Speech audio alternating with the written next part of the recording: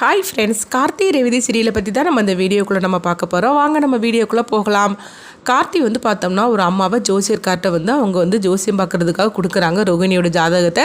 அப்போ சாமுண்டி ஸ்ரீகிட்ட அவங்க நிரூபிக்கிறாங்க உண்மையிலேயே ரோகிணி ஜாதகத்தில் எந்த பிரச்சனையும் கிடையாதுன்னு சொல்லிட்டு நிரூபிக்கிறதுக்காக கார்த்தி இந்த மாதிரிக்கு பிளான் போட்டு அந்த அம்மாவை ஜோசியர்கார்ட்ட அனுப்புவோம்.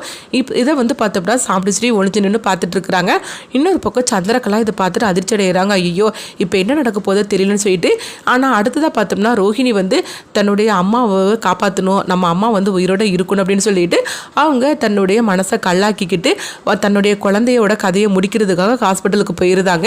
இங்கே பார்த்தோம்னா அந்த அம்மா ஜோசியர்கார்ட்ட ரோஹிணியோட ஜாதகத்தை கொடுக்குறாங்க. என் பொண்ணு இப்போ கர்ப்பமாக இருக்கிறா, அவளால் அதாவது என்னுடைய உயிருக்கு ஏதாவது ஆபத்தான்னு பார்த்து சொல்லுங்க அப்படிங்கவும் இதை பார்த்ததுமே ஒன்று ரோஹிணியோட ஜாதகத்தை அவர் பார்க்குறாரு. பார்த்ததுமே அப்படிலாம் எதுவுமே கிடையாதும்மா, இந்த ஜாதகத்தில் அந்த பொண்ணுக்கு பிறக்கக்கூடிய குழந்தை ரொம்ப அதிர்ஷ்டக்கார குழந்தையாக்கும், இதனால அவங்க பாட்டியோட உயிருக்கு எந்தவித ஆபத்தும் கிடையாது, அவங்க ஆயுசு கெட்டி அப்படின்னு சொல்லவும் இதை கேட்டுட்டு இருக்கிற சாமுண்டி ஸ்ரீ அதிர்ச்சி அடைகிறாங்க. அப்போ ஜோசியர் தான் பொய் சொல்லியிருக்காரு அப்படின்னு. அடுத்ததாக பார்த்தோம்னா கார்த்தி, சாமுண்டி ஸ்ரீ, ரேவதி எல்லாருமே ஜோசியர்காரர் முன்னாடி நிற்கவும் ஜோசியர்காரர் அதை பார்த்ததுமே அதிர்ச்சி அடைகிறாங்க. அப்போது நீங்கள் பொய் தானே சொல்லியிருக்கிறீங்க, ஏற்கனவே நீங்கள் இந்த ஜாதகத்தை என் முன்னாடி வச்சு எப்படி பொய் சொன்னீங்க, ஆனால் அதே ஜாதகத்தை தான் இந்த அம்மா கிட்ட நான் கொடுத்து அனுப்பியிருக்கிறேன், இப்போ வேற மாதிரிக்கு சொல்லிடுறீங்களே அப்படிங்கவும் இது கெட்டதுமே ஜோசியர் சொல்லியிருந்தாரு, என்னை மன்னிச்சிருங்க, இது எல்லாத்துக்கும் காரணம் சிவனாண்டியும் முத்துவேடுதான் அப்படின்னு சொல்லவும் இது கெட்டதுமே சாமுண்டி ஸ்ரீ அதிர்ச்சி அடைகிறாங்க. ஐயோ, என் பொண்ணோட குழந்தைய இந்த மாதிரிக்கு நான் தப்பா நினைச்சிட்டேன் அப்படின்னு சொல்லிட்டு இருக்கவும் அடுத்ததா பார்த்தோம்னா மயில் வாகனம் அவங்க கார்த்திக்கு ஃபோன் பண்றாங்க. கார்த்தி ரோஹிணியை காணல் அப்படிங்கிறாங்க. இது கெட்டதுமே கார்த்தி அதிர்ச்சி அடைகிறாங்க.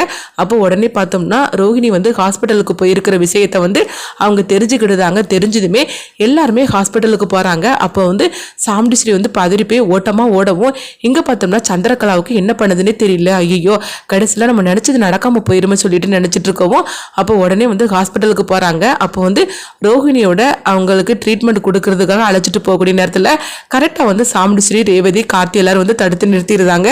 அப்போ சாமுண்டி ஸ்ரீ சொல்கிறாங்க, ரோஹிணி என்னை மன்னிச்சிரு ரோஹிணி அப்படிங்கும்போது, ஏமா என்கிட்ட மன்னிப்பு கேட்குறீங்க, எனக்கு நீங்கள் தாம்மா முக்கியம் அப்படின்னு சொல்லிட்டு இருக்கும்போது, இல்லை ரோஹிணி உண்மையிலேயே நான் தப்பாக புரிஞ்சுக்கிட்டேன் அப்படின்னு சொல்லிட்டு இருக்கும்போது உடனே என்ன நடந்துச்சு அப்படின்னு சொல்லிட்டு ரேவதி ரோஹிணி கிட்ட நடந்த விஷயத்தெல்லாம் சொல்கிறாங்க.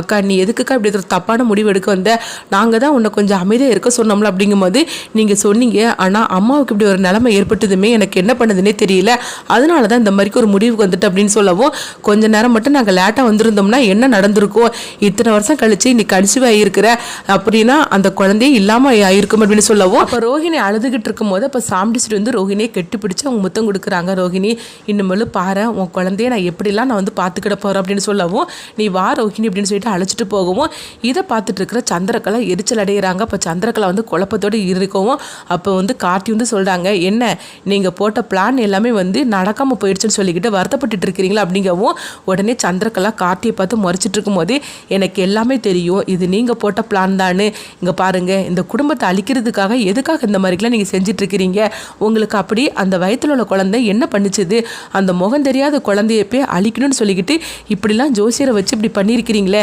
நீங்களாம் நல்லா இருப்பீங்களா அப்படின்னு சொல்லிட்டு இருக்கவும் அப்போ உடனே சந்திரகலா சொல்கிறாங்க, இங்கே பாரு என்னை பற்றி இந்த மாதிரிலாம் பேசிகிட்டு இருக்காது அப்படிங்கவும் ஆமாம் உங்களை பற்றி தான் பேச அப்படிங்கும்போது இப்போ ரேவதி வந்துருந்தாங்க. ஏன் சித்தி நீங்கள் இந்த மாதிரிலாம் குறுக்கு வழி தேர்ந்தெடுத்து போகிறீங்க, அந்த அக்கா அதாவது ரோஹிணியோட குழந்தை உங்களை என்ன பண்ணிச்சுது, இப்படி பண்ணிட்டீங்களே, கொஞ்ச நேரம் கழிச்சு மட்டும் வந்திருந்தோம்னா என்ன நடந்திருக்கும் அப்படின்னு சொல்லவும் அடுத்ததாக பார்த்தோம்னா மயில் வாகனம் ரோஹிணி சாமுண்டி ஸ்ரீ கிட்ட சொல்கிறாங்க, நல்ல வேலை கார்த்தி சகலை மட்டும் கரெக்டான நேரத்தில் இந்த மாதிரிக்கு யோசனை பண்ணி பண்ணலைன்னா எங்கள் குழந்தை இல்லாமல் ஆயிருக்கும் அப்படிங்கவும் உடனே ராஜராஜன் சாமுண்டி ஸ்ரீ கிட்ட சொல்கிறாங்க, இப்போ மாதிரி நீ மாப்பிள்ளை பற்றி புரிஞ்சுக்கோ ஈஸ்வரி, மாப்பிள்ளை ரொம்ப நல்லவர் பாரு, அவர் மட்டும் கொஞ்சம் வேற மாதிரி இருந்திருந்தாருன்னா கண்டிப்பாக நம்மளுக்கு இந்த குழந்தை கிடைச்சிருக்காம போயிடும், ஆனால் எப்படியாவது இந்த பிரச்சனை முடிச்சு வைக்கணும், உண்மையை கண்டுபிடிக்கணும், அந்த குழந்தையை காப்பாற்றணும்னு சொல்லிக்கிட்டு மாப்பிள்ளை எப்படிலாம் பண்ணியிருக்கிறாரு உதவி நம்மளுக்கு அப்படின்னு சொல்லவும் இப்பேற்பட்டவர் மேலேயே நீ உன் கோவத்தை காட்டிட்டு இருக்கிற அப்படிங்கும்போது இங்கே பாருங்க இதை வேணா அவர் செஞ்சுருக்கலாம், ஆனால் அதுக்காக என்னுடைய அதாவது பிடிவாதத்தில் நான் கொஞ்சம் கூட மாற மாட்டேன் அப்படிங்கும்போது இங்கே பாரு கண்டிப்பாக அதுவும் மாறதான் போகுது, ஒரு நாள் இல்லாட்ட ஒரு நாள் அப்படின்னு சொல்லவும் உடனே சந்திரகலா பார்த்து அவங்க மறைச்சிட்டு இருக்கிறாங்க மயில் வாகனம், இது எல்லா பிரச்சனைக்கு காரணம் இவாதான் அப்படின்னு சொல்லிக்கிட்டு அடுத்ததாக பார்த்தோம்னா ரோஹிணி மயில் வாகனமும் கார்த்திகை நன்றி சொல்லவும் அப்போ கார்த்தி பார்த்து எதுக்காக எனக்கு நன்றி சொல்கிறீங்க அப்படின்னு கேட்கும்போது, இங்கே பாரு கார்த்தி, உண்மையிலே வந்து உனக்கு நான் ரொம்பவே நான் கடமைப்பட்டிருக்கிறேன். எனக்கு ஒவ்வொரு நல்லது நடக்குதுக்கும் நீ தான் காரணம். இப்போ நீ மட்டும் இல்லைன்னா எங்களுக்கு இந்த குழந்தை இல்லாமல் போயிருக்கும் அப்படின்னு சொல்லிட்டு இருக்கவும், அப்போ ரோஹிணி கார்த்தியோட காலில் விழுறதுக்காக போகும்போது உடனே வந்து கார்த்தி வந்து என்னங்க ஏன் காலில் போய் விழுறீங்க அப்படிங்கும்போது, என் குழந்தைய காப்பாற்றி கொடுத்து தெய்வம் நீ, அதனால உன் காலில் விழுறதுல எந்த தப்புமே கிடையாது அப்படின்னு சொல்லும் போது மயில் வாகனமும் காலில் விழுறதுக்காக போகவும் உடனே கார்த்தி வந்து இங்கே 2 பேரும் திட்டுறாங்க. இங்கே பாருங்க, நீங்கள் அப்படிலாம் பெரிய வார்த்தை சொல்லாதீங்க, நானும் இந்த வீட்டில் உள்ளவன் தான் அப்படின்னு சொல்லிட்டு இருக்கும்போது, ஆனாலும் வந்து இதுக்கெல்லாம் பண்ணணும்னா உனக்கு ஒரு பெரிய மனசு வேணும் அப்படின்னு சொல்லிட்டு இருக்கவும், அப்போ ரேவதி உடனே வந்து கொஞ்சம் இருங்க உங்களுக்கு திருஷ்டி சுற்றி போடுது அப்படின்னு சொல்லிட்டு அவங்க ஆரத்தை எடுத்துகிட்டு வந்து திருஷ்டி சுற்றுதாங்க. இதெல்லாம் எனக்கு எதுக்கு ரேவதி அப்படிங்கும்போது, ஊருக்கண்ணு எல்லாமே உங்கள் மேலே தாங்க பட்டிருக்கும் அப்படின்னு சந்திரகலா பார்த்து முறைச்சிக்கிட்டு சொல்லவும் உடனே வந்து சந்திரகலா முறைச்சிக்கிட்டே அவங்க எரிச்சலோட போகிறாங்க. அடுத்ததை பார்த்தோம்னா சந்திரகலா சிவனாண்டிக்கு ஃபோன் பண்ணுறாங்க. சிவனாண்டிக்கு ஃபோன் பண்ணி இந்த விஷயத்த சொல்லவும், இதை கிட்டதுமே என்ன சந்திரா சொல்லிட்டு இருக்கிற, கடைசியில் இந்த திட்டமும் வந்து சொதப்பி பிடிச்சா அப்படின்னு கேட்கும்போது, ஆமாங்க நம்ம நினைக்காதெல்லாம் நடந்து போச்சுது, இந்த கார்த்தி இப்படிலாம் பண்ணுவான்னு சொல்லி கொஞ்சம் கூட எதிர்பார்க்கவே இல்லை அப்படிங்கவும், இப்படி நடந்து போச்சு, கொஞ்ச நேரம் மட்டும் கழிச்சு போயிருந்தோன்னு வச்சுக்கிடுங்களேன், ரோஹிணி அவ குழந்தைய வந்து அவள் அழிச்சிருப்பா, ஆனால் அதுக்கு முன்னாடி இந்த மாதிரிலாம் நடந்து போச்சுது, இந்த கார்த்தி இந்த சதி திட்டத்தையும் முறியடிச்சிட்டான் அப்படின்னு சொல்லிட்டு அவங்க ரொம்பவே கோவத்தோட சந்திரகலா சொல்லிட்டு இருக்கவும், அப்போ உடனே முத்துவிழுந்து சொல்றாங்க, என்ன பண்ணினாலும் சரிதான், அவன் ஜகஜால கில்லாடியா போய் அவன் கடைசியில் ஜெயிச்சு காட்டியிருந்தானே, இந்த தடையை நான் வழக்கம் போல நம்ம தோத்து போயிட்டோமா அப்படிங்கும்போது, இங்க பாருங்க சித்தப்பா, நானே எரிச்சல் இருந்துட்டு இருக்கிறேன், நீங்களும் இப்படி பேசிட்டு இருக்காதீங்க அப்படிங்கும்போது, நான் உண்மையை தானே சொன்னேன், உண்மையை சொன்னா எனக்கு கோவம் வந்துடும் அப்படின்னு சொல்லிட்டு இருக்கவும், அடுத்ததா பார்த்தோம்னா ரேவதி வந்து கார்த்தியை கட்டி பிடிச்சு முத்தம் கொடுக்குறாங்க.